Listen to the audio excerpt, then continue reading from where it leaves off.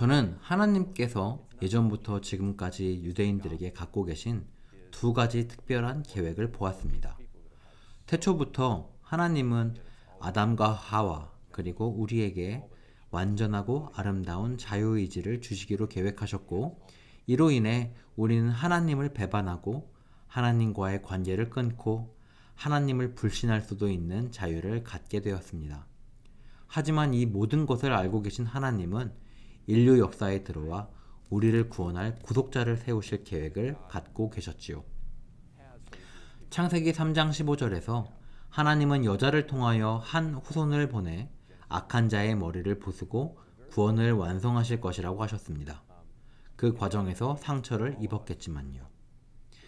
이 일이 이루어지기 위해 여자와 가족, 민족과 국가가 필요한 것입니다.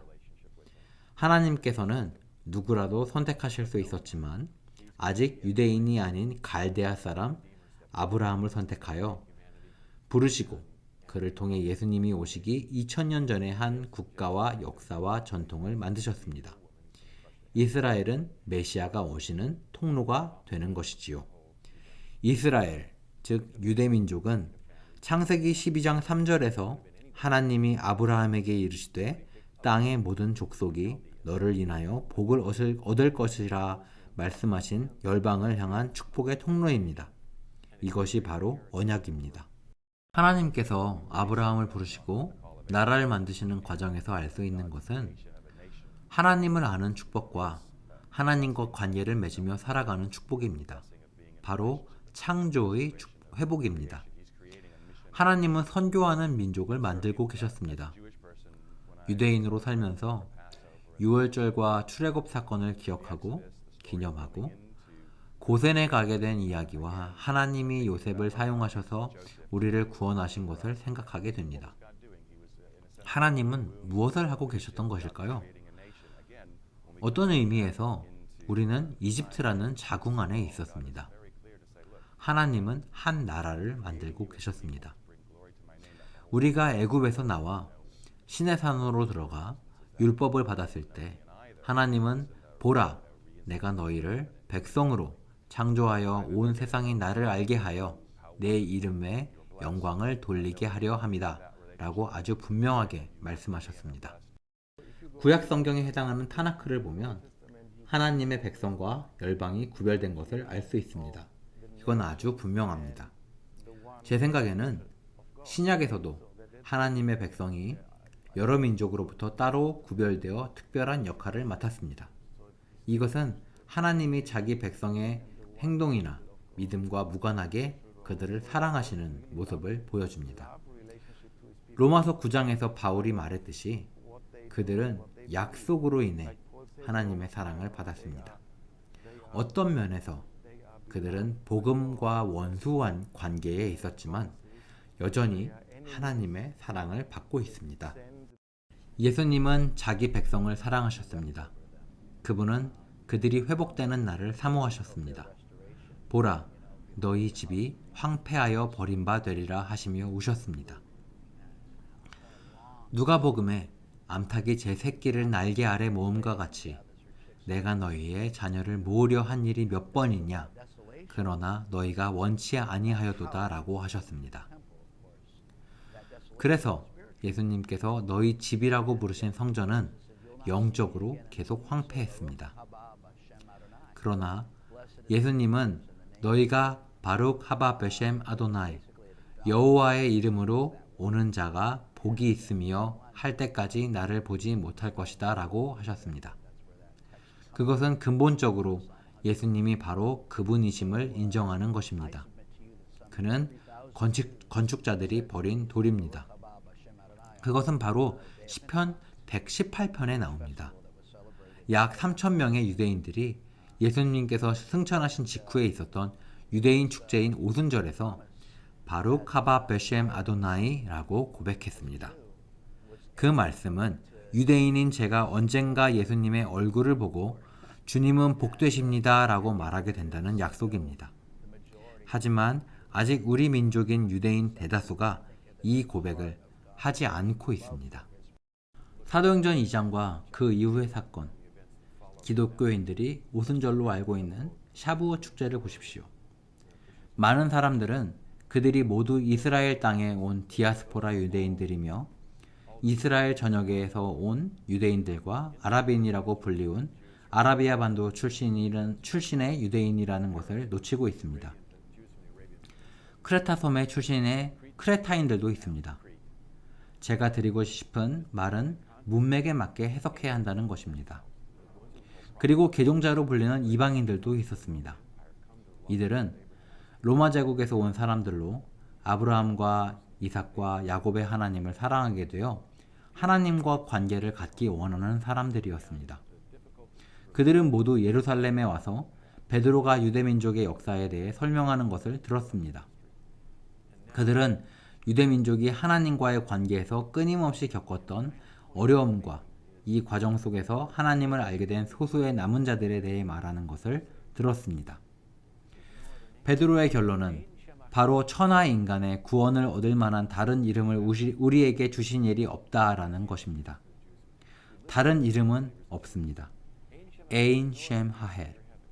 이것은 이스라엘에서 메시아닉 유대인들, 그곳에 살고 예수를 믿는 유대인들의 한결같은 외침이 되었습니다.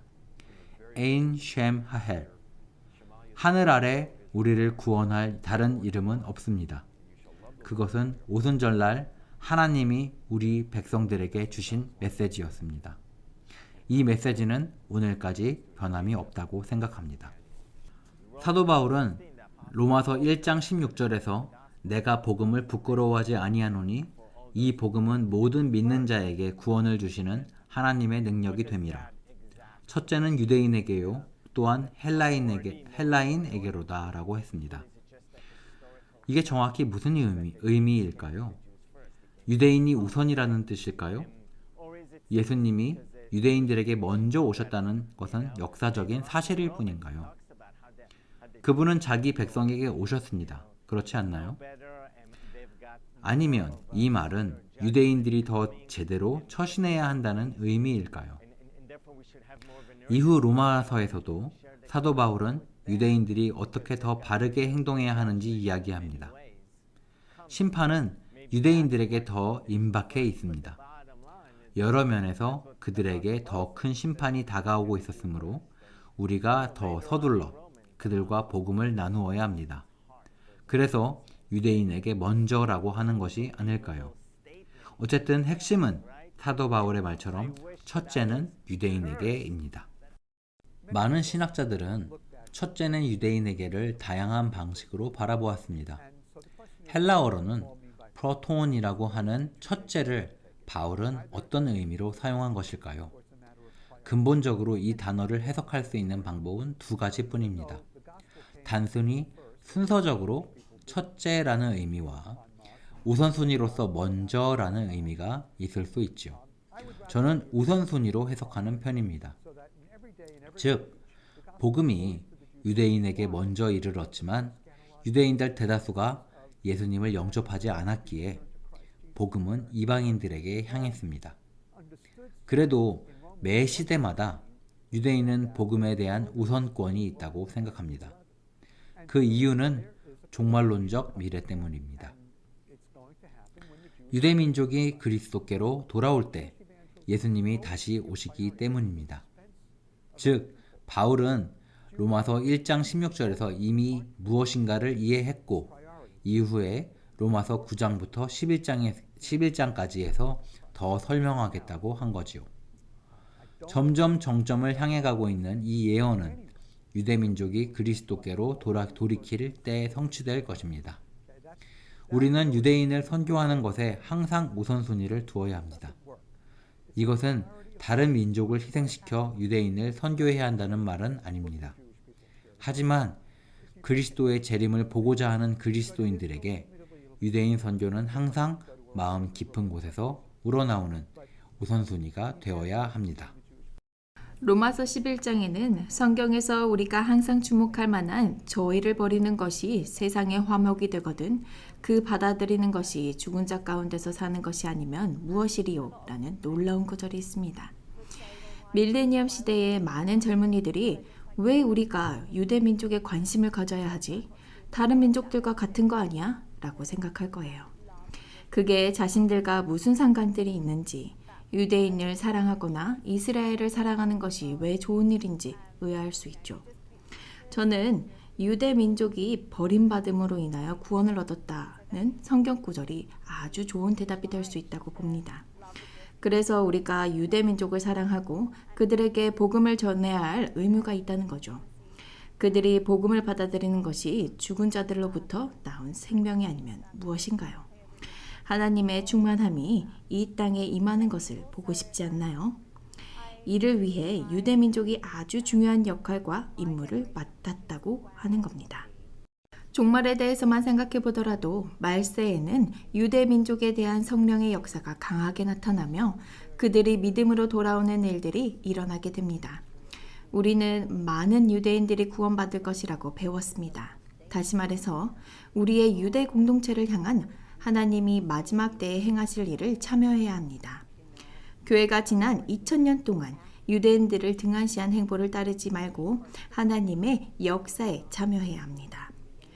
유대 민족이 믿음을 가지며 메시아에 대해 깨어나는 모습을 보며 그 어느 때보다도 더 종말이 가까워져 왔음을 느낄 때가 있습니다.